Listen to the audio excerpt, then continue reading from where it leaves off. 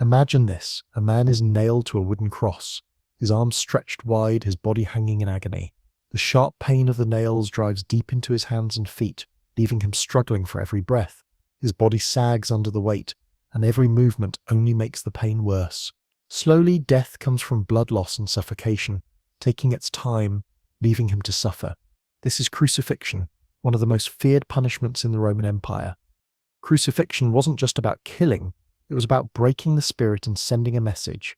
It was reserved for rebels, slaves, and those who dared to challenge Roman authority. The Romans didn't just want to punish, they wanted to make everyone see what happens to those who defy them. These public executions weren't quiet affairs. People gathered in crowds, watching as the condemned were humiliated and tortured for all to see. It was a reminder of the power the empire had, a reminder that no one was safe from its reach. The pain was unbearable, but the message was clear: defy Rome, and this could be your fate. Famous examples of crucifixion include Jesus Christ, whose death was meant to show the world the might of Roman power. Similarly, rebels and criminals were executed in public squares, their suffering on display for all to witness. This brutal method was more than just punishment. It was a way to keep the people in line and make sure no one forgot who was in charge. The Romans knew that sometimes fear was the best way to control a vast empire. Let's talk about one of the most chilling forms of punishment in the Roman Empire: Damnatio ad bestias.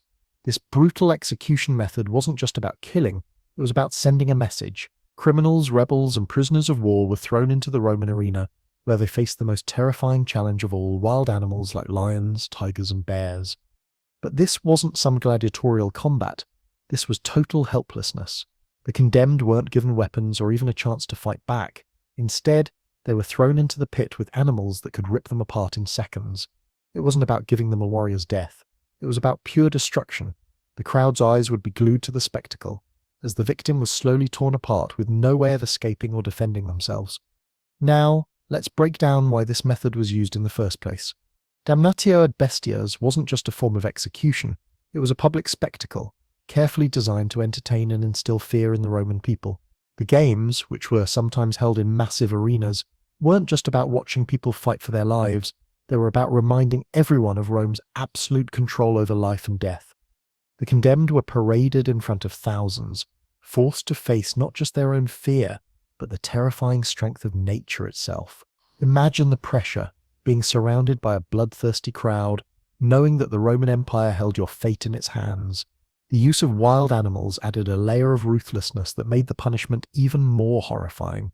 The savage animals weren't just a threat, they were a metaphor for the Empire's unstoppable force. There was no escape, there was no mercy. This method had a dual purpose. First, it punished those who defied Rome's law, serving as an example to anyone who dared to question Roman authority. But second, and perhaps more chillingly, it was designed to instill fear. The people of Rome needed to see the consequences of rebellion up close. They needed to understand that disobedience would not only cost you your life, but your final moments would be filled with terror and pain. It was a warning not just for the condemned, but for everyone watching. The empire wasn't afraid to make its power known in the most brutal way possible. These public executions also played into the cultural fabric of Roman society. Gladiatorial games were a huge part of Roman life, and Damnatio ad bestias was a twisted but crucial part of that culture. It was a tool that both entertained and controlled, ensuring that the power of the Roman state was never questioned, even for a moment. So let's really think about it. Imagine standing there in the crowd, feeling the excitement of the arena as the condemned meets their fate. It wasn't just death, it was an unforgettable spectacle that left an emotional scar. This execution method was a true reflection of the Roman Empire's ruthless power, a power that used fear, cruelty, and public spectacle to maintain control over one of the largest empires the world has ever known. The breaking wheel was one of the most brutal forms of execution in the Roman Empire, designed not just to end a life, but to crush both the body and the spirit of the condemned. This method was used for the most serious criminals and rebels, individuals whose actions threatened the stability and power of the empire. The punishment was as much about suffering as it was about sending a clear message: defy Rome, and this is what awaits you. Here's how the breaking wheel worked. The condemned person would first be tied to a large wooden wheel, often placed horizontally, with their limbs stretched out. Then, a brutal process began. The executioners would use hammers or clubs to break the victim's arms, legs, and sometimes their spine. These blows were meant to cause excruciating pain and incapacitate the individual. The limbs were left dangling at unnatural angles, with the victim unable to move or defend themselves. But the torture didn't end there. Once the victim's body was broken, they were often left on the wheel for hours or even days, exposed to the elements. Their body, now a symbol of defeat and pain, was left to rot. The ultimate death came slowly, either from the victim's wounds or from exposure to the elements. This drawn-out process was meant to show the depths of the Empire's power, that those who rebelled would not just die quickly, but would endure agonizing physical destruction. The symbolism of the breaking wheel was deeply powerful. It wasn't just about the physical torment, it was about breaking the person down emotionally and psychologically. The wheel was a representation of total helplessness. The condemned person, once a free individual, was now rendered powerless. The punishment stripped away their dignity, reducing them to nothing more than a body for the crowd to watch, a warning to others. The wheel also served as a public spectacle. These executions were often carried out in public squares or along busy roads, where Roman citizens could witness the punishment. The victim was not just a criminal in the eyes of the law, they were a lesson for all. The breaking wheel was a way to remind the people of Rome that the empire's power was absolute and that defying it would result in unimaginable consequences. There was no mercy, no second chance, just the slow, painful demise of anyone who dared to oppose Rome's authority. The breaking wheel was reserved for those who had committed the most heinous offences, rebels, traitors, and anyone who challenged the order of the empire. It was a way for the Romans to reinforce their control, showing the world that resistance was futile. But beyond the physical pain, it was the public display of the wheel that made the punishment so brutal. Every person in the crowd was a potential witness to the consequences of breaking the law, and the image of the broken body on the wheel would be etched in their memory, serving as a constant reminder of the empire's domination. The breaking wheel wasn't just a form of execution, it was a psychological weapon, designed to terrify anyone who might consider rebellion. It sent a clear and unforgettable message: defy Rome, and you will be utterly destroyed, both physically and emotionally. The rack was one of the most dreaded instruments of torture used in ancient times, a device designed to break the body and mind. It was primarily used by the Romans to extract confessions from individuals, especially those accused of serious crimes or those who were considered a threat to the empire. The rack was a symbol of unrelenting pain and power, and it became a feared tool in the empire's brutal justice system. The victim, already bound to the wooden frame, would have their limbs stretched by ropes attached to their arms and legs. The executioner would turn the cranks or wheels, slowly pulling the victim's body in opposite directions. The tension would increase with each turn, and the body, unable to withstand such force, would begin to show signs of distortion. Joints would be dislocated, muscles would tear, and bones could be fractured. The body was stretched beyond its natural limits, causing an excruciating amount of pain. As the victim's body was pulled further apart, the pain would intensify to unbearable levels. Every movement was agony, every breath a struggle. But the physical suffering was just one part of the horror. The psychological toll of being subjected to such an intense, drawn-out process was equally devastating. There was no way to escape the agony. The fear of permanent damage, the uncertainty of how much longer it would last, and the knowledge that death might never come made this form of torture even more horrifying. The mind would become overwhelmed by the body's pain, and the victim would eventually become desperate to end the torment, even if that meant confessing to something they hadn't done. The purpose of the rack was not just to punish, it was a tool for information extraction. The Romans used it as a way to force people to speak, whether they were guilty or not. The pain was so intense that it would often result in forced confessions, even from innocent people who just wanted the torture to end. This method relied on breaking the victim's will to resist, and the rack was designed to push a person to their limits, both physically and mentally. What made the rack so terrifying was the slow pace of the process. Unlike a swift execution, this torture went on for hours, sometimes even days, causing lingering suffering. Victims could be left in a state of constant agony as their bodies were stretched beyond endurance. The torment would continue until either the victim confessed or their body finally gave way to shock or death. While some methods of punishment in ancient Rome were quick, The rack was a long, drawn-out process that left its victims physically broken and emotionally shattered. It was a method of torture that aimed to destroy the person, not just their body, but their spirit as well. The rack was a perfect symbol of the absolute power the Roman Empire had over life and death. No one was beyond their reach, and the punishment for defying Rome could be excruciating beyond measure. Beheading was one of the most common and efficient forms of execution in ancient Rome, a method that was both swift and brutal. It was reserved for those who were seen as the most dangerous criminals, rebels, or enemies of the state, people whose actions threatened the stability of the Roman Empire. The process was designed to be quick, a single stroke with an axe or sword that would sever the head from the body, ending the life of the condemned instantly. But though it was quick, it was also a public spectacle, carefully crafted to emphasize Roman authority and the empire's absolute control. The efficiency of beheading made it a preferred method for executions in the empire. Unlike other, more torturous forms of punishment, beheading was intended to be swift. There was no lingering pain or extended suffering. One stroke of the blade, and the condemned were dead. However, this quickness didn't make it any less brutal. The force of the axe or sword striking the neck was lethal, and even if the executioner was skilled, the sight of a human head being severed from the body was shocking and grisly. Beheadings were often carried out in public spaces, making them a tool not just for punishment, but for displaying Roman justice. The Roman Empire thrived on its ability to enforce law and order, and public executions were a way to reinforce the power of the state. Seeing a head fall in the town square, in front of the crowds, was a brutal reminder that no one, no matter their status or influence, was above the law. The swift and efficient nature of the beheading served as a way to show the immediate consequences of defying the Roman state, and the blood spilled in front of a watching public was a symbol of the empire's absolute authority. Famous instances of beheadings in Roman history were often the executions of high-profile figures who had directly challenged the empire.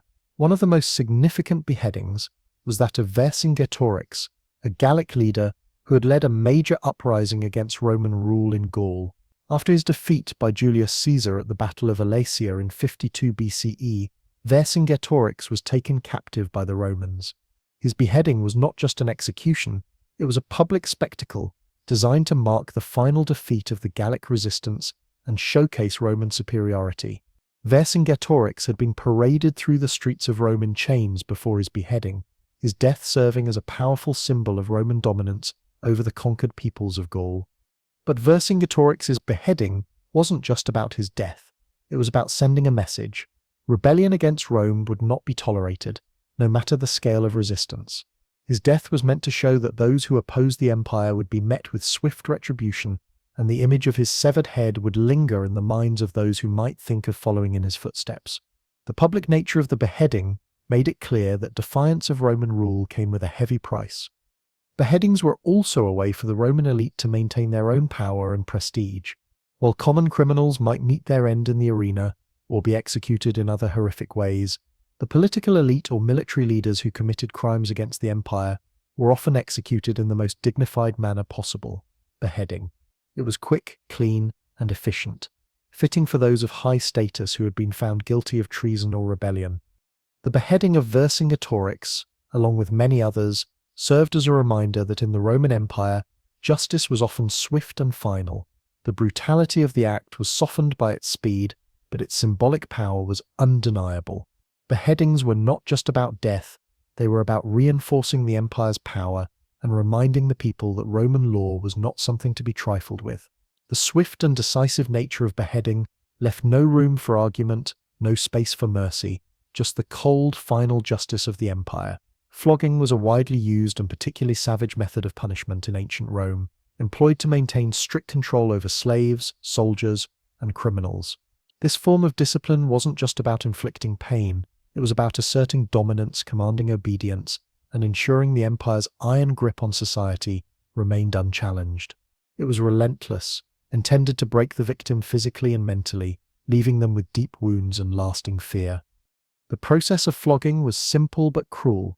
The victim would be bound to a post, leaving them vulnerable to the unforgiving lash of a leather scourge, a whip designed to inflict maximum damage. With every strike, the cruelty of the punishment was evident, as the leather cut into the skin, leaving bloody marks and causing intense pain. The The force of the lashes often resulted in dislocated joints, severe bruising, and torn flesh. In some cases, the agony was so unbearable that it led to death from blood loss or shock. Flogging wasn't just a punitive measure, it was used as a tool for control for slaves who were considered property by their masters. It was a clear reminder of their status and their vulnerability. Any hint of rebellion or even disobedience could lead to the whip's sting, ensuring that the slaves would never forget their place within the Roman social hierarchy. The pain was meant to be a lesson, reinforcing their lack of power and their complete dependence on their masters. For soldiers, flogging was an equally powerful tool for maintaining discipline within the ranks. The Roman legions were famous for their precision, order, and fierce loyalty, and flogging served as a reminder that any failure to adhere to orders or perform in battle would have severe consequences. Soldiers who faltered or disobeyed their commanders could find themselves punished in front of their comrades, an act that not only caused physical pain but humiliated the soldier and threatened their status within the ranks. This public humiliation was meant to instill fear and maintain unity within the army, ensuring that every soldier was bound by the same unwavering obedience to the empire's command. Though less common, citizens of Rome could also face flogging for serious crimes, such as theft or treason. In these cases, the act of flogging was not only a physical punishment, but a public spectacle, a display of the empire's justice. The shame of being whipped in front of others was often as devastating as the physical wounds it inflicted, serving as a stark reminder that the law of Rome was absolute and unforgiving. Flogging's role in Roman society was far from just being a simple punishment. It was part of a larger system designed to maintain control and order. It worked as both a fear tactic and a disciplinary tool, reinforcing the boundaries of Roman society and ensuring that its laws were respected. Those who were whipped understood the lesson clearly. Rebellion, disobedience, or failure to adhere to the rules of the empire came with consequences that were both brutal and humiliating. For the victims, the experience of flogging was not just about pain, it was about the crushing feeling of powerlessness. The victim knew that their body was being reduced to nothing more than an object to be punished at will. The physical scars might heal, but the psychological impact of such an experience often lasted a lifetime, a constant reminder of the empire's unyielding power. Poena cullei was one of the most inhumane punishments in the Roman Empire, reserved for those who committed the most heinous crimes. This gruesome death sentence was unlike any other. The condemned would be placed inside a leather sack, bound tightly with no way to escape. But what made this punishment so horrifying wasn't just the victim's isolation, it was the terrifying company they would keep inside that sack. The victim was placed in the bag along with a dog, a cock, a snake, and other wild animals. The intention was not only to seal the person in a suffocating, confined space, but also to create a terrifying scenario where the condemned would be forced to face the animals' wild, frantic movements. These animals, each symbolizing something different, fear, violence, and death, became instruments of psychological torment for the victim. The bag would be sealed, and the condemned would be cast into the sea or thrown into a river, leaving them to drown in the company of these terrified creatures. The terror of Poena cullei was not just in the physical confinement or the death itself, but in the complete stripping away of dignity. The person inside the sack wasn't just being executed, they were being isolated from humanity in the most horrific way possible. Their last moments weren't just about the pain of death, but the humiliation of being cast away with animals, cut off from society forever. The victim's identity and humanity were reduced to nothing, becoming just another animal in the eyes of the empire. Emotionally and psychologically, Poena cullei was a punishment that haunted the condemned even before they took their final breath. The fear of being trapped in the sack, the terror of being thrown into a body of water, and the agony of having to share those last moments with vicious, frantic creatures. This method was designed to break the person in every way imaginable. It was not just about death, it was about complete erasure. There was a psychological toll to this punishment that was unmatched. The victim would know that their death wasn't just a physical one, but a complete loss of self. They would die not just from the suffocation or the cold grip of the water, but from the final realization that they were unworthy of human dignity in the eyes of the empire. The Romans did not just want the condemned to die, they wanted them to be forgotten, swallowed by the waters, with their fate sealed in an anonymous, gruesome way. This death sentence served a larger purpose beyond just punishment. It was a message to anyone considering defying Roman authority. If you were to break the laws of Rome, if you were to challenge the empire, you would be reduced to this, a nameless, faceless entity, lost in a sea of suffering. Your punishment would not just be death, but complete disgrace. In a way, Poena cullei was the ultimate humiliation. It was designed to separate the individual from society in the most horrifying way possible, and for the Romans, that sense of isolation, that absolute removal from humanity, burning at the stake was one of the most merciless and agonizing punishments used by the Romans, designed for those deemed heretics, traitors, or anyone who dared challenge the authority of the empire. This execution method was both gruesome and public, serving as a chilling reminder of the fate that awaited anyone who defied Roman law. The condemned would be tied to a post in full view of the public. As the executioners set the wood beneath their feet alight, the victim would feel the first intense waves of heat. The flames would grow quickly, crawling up their body and engulfing them in a relentless inferno. The pain would be excruciating as the fire devoured their flesh. Their skin would blister, bubble, and peel away in the heat, their body unable to escape the torment.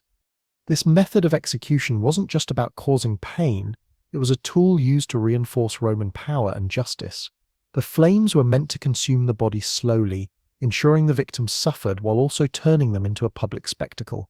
The act of burning someone alive was a brutal visual display seen by crowds as a lesson in obedience.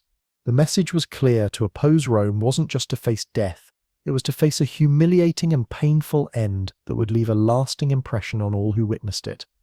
What made this punishment particularly effective was its public nature. The people of Rome weren't merely passive observers, they were witnesses to the power of the empire. As the victim burned, the flames sent a clear and unmistakable message to everyone in the vicinity: defy Roman law, and this could be your fate. The excruciating suffering of the condemned served as a warning to those who dared to challenge the state, an act of terror meant to discourage any thought of rebellion. While the physical pain of burning alive was unimaginable, the psychological torment was just as severe. The victim, unable to escape, would experience intense fear and helplessness. The reality of their impending death and the public display of their suffering would be a humiliating end to their life. It wasn't just about punishing them, it was about using their final moments to send a clear message about the price of defying the power of Rome. This form of execution was primarily reserved for individuals like religious heretics, who threatened Roman beliefs, traitors who conspired against the empire, and criminals whose actions were seen as deeply subversive. The act of burning someone at the stake ensured that the punishment wasn't just about death, it was about making an example of them. The victim's pain and death became a tool for Rome to solidify its control, to show the empire's uncompromising authority. In the end, burning at the stake wasn't just about death, it was about the terror and public spectacle of seeing someone die in agony, turning the victim into a symbol of Rome's dominance. The flames served as both a punishment and a warning, leaving a lasting impression on the minds of the people. The brutal punishments of ancient Rome were not just about inflicting pain, they were a tool for absolute control. The empire ruled through fear, using these torturous executions to remind its people of the power the state held over their lives. From the arena to the gallows, every punishment served as a visible symbol of Rome's dominance. The legacy of Roman justice still lingers in modern societies, especially in the way we think about punishment. Though we no longer use the methods of ancient Rome, the emphasis on fear as a deterrent still shapes our criminal justice systems. The idea that punishment must be harsh enough to deter crime is a direct reflection of Rome's approach to law and order. Even today, the brutal lessons of Roman justice continue to influence how societies deal with those who break the law. In the end, Roman punishments were more than just tools of justice. They were a reflection of the empire's need to maintain unquestioned power and control, making sure that the people lived in fear of ever defying the state.